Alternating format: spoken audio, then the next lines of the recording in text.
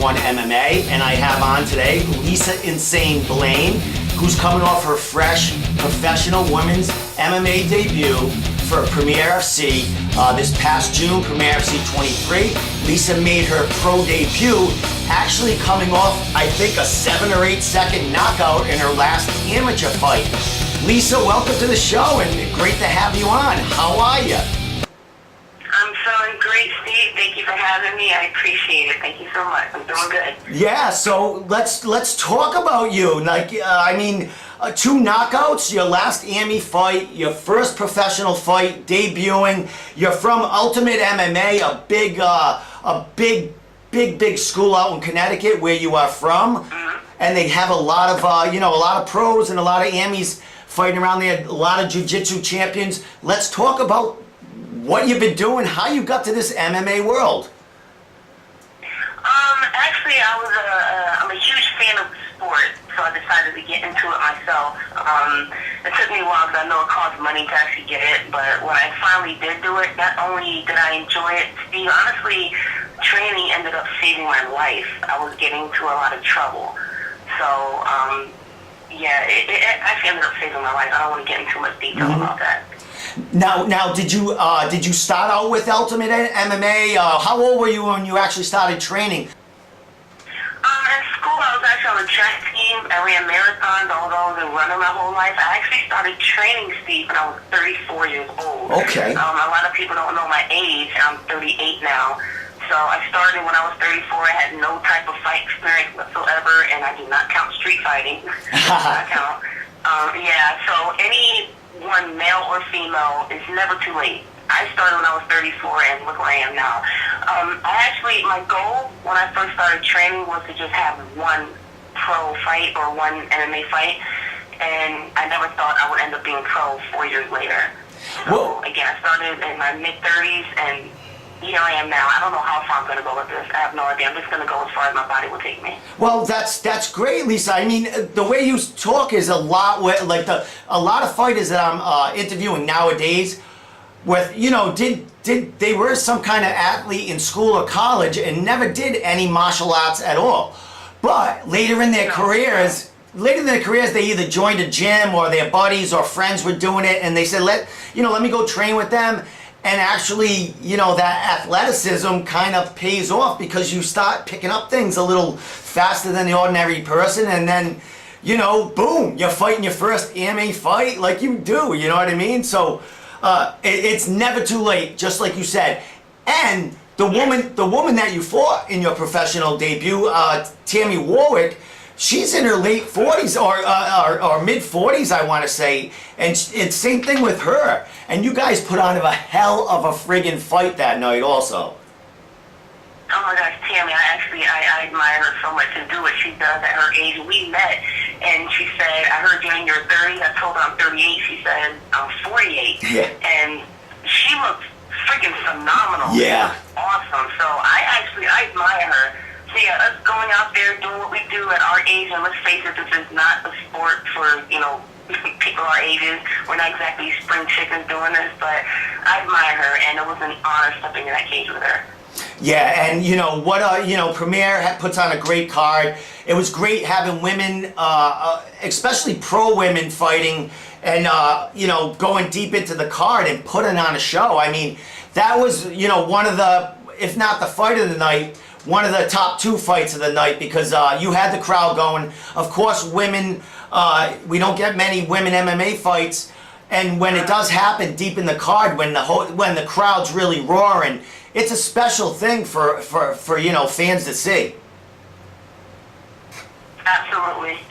And again, it was nervous, waiting up to that moment, because I was the co-main event. Yeah. So I'm in the back, getting nervous and everything like that. So, but yeah, I had great support there, and again, I didn't expect a knockout, but it was great. Yeah, you'll take it. And that first round, it was a lot of feeling out there, and you guys were very active back and forth. And then that second round comes in, and you gauge the timing, and bam, one shot can end a fight at any time.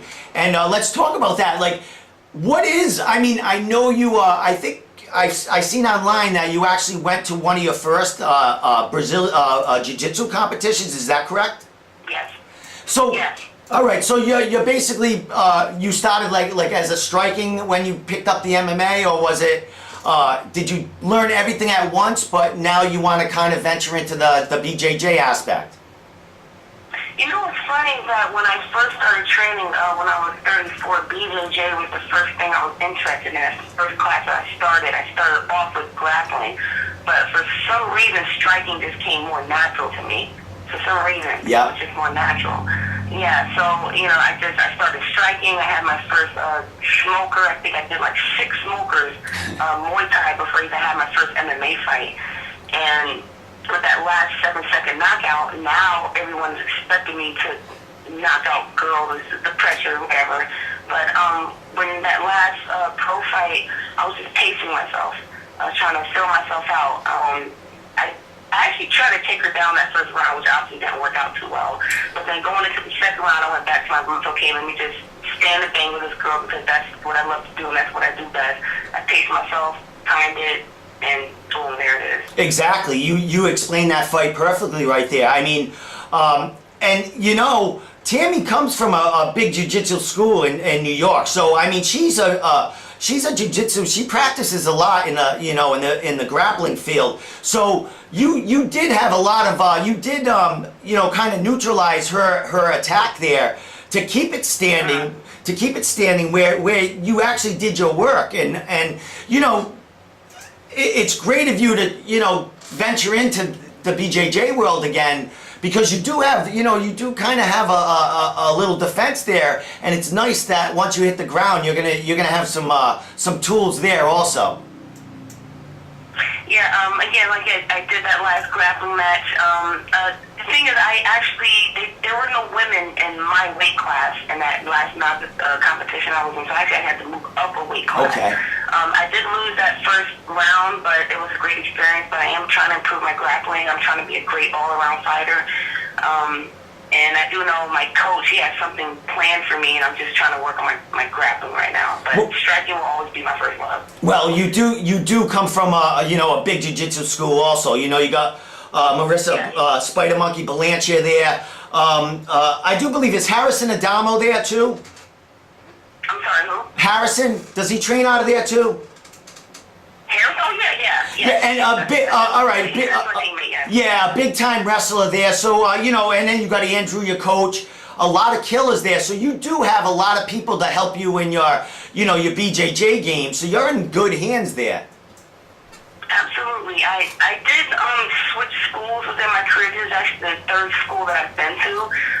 I've actually lost friends along the way, but I'm trying to do what I feel is best for my career. But Ultimate MMA, I feel is I'm going to stick with them for a while. They kind of stuck with me for a little bit. There's a lot of women to train with there. Like you said, there's Marissa there, who's a world boxing champion. So yeah, I'm actually happy with Ultimate. I'll be there for a while. Yeah, well, good. I'm glad to hear it. I mean, coming out of your last 2 fights, 2 big knockouts. What are you planning on now? I mean, you're a 1-0 flyweight. For fans who are not familiar, that's 125 pounds.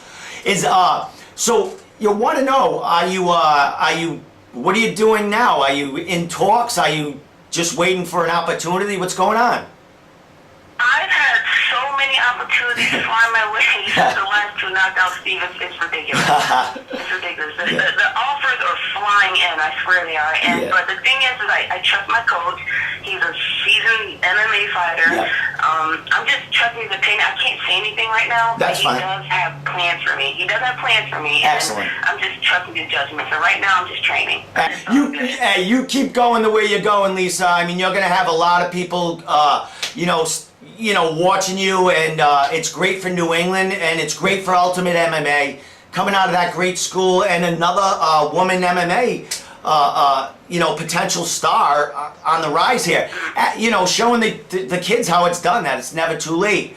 So the last thing I want to ask you, Lisa, is how we get in touch with you, any shout-outs, all that good stuff. Shout-outs, of course, my school, Andrew, Marissa for being a great sparring grappling partner. There's Nicole. My roommate, Adam, who I can't stand, but I love them to death, and my girlfriend Lori, I love you, and anyone else I forgot, you know who you are. Thank you so much, everyone, for the support. And Steve, thank you so much for this interview. I appreciate it. You're welcome, Lisa. Lisa, you let me know when you can, when you got some news about your future plans, and next time I'll come down to your camp and maybe get an interview there and show off your gym you're so proud of. Sounds good. I appreciate it. Thanks so much, Steve. All right, Lisa, I'll see you around. I'll see you at an event real soon, and you have a good night, and thanks for coming on. All right, thank you. All right, don't go anywhere. Don't go anywhere. I got to just shut it down. I just want to say bye to you.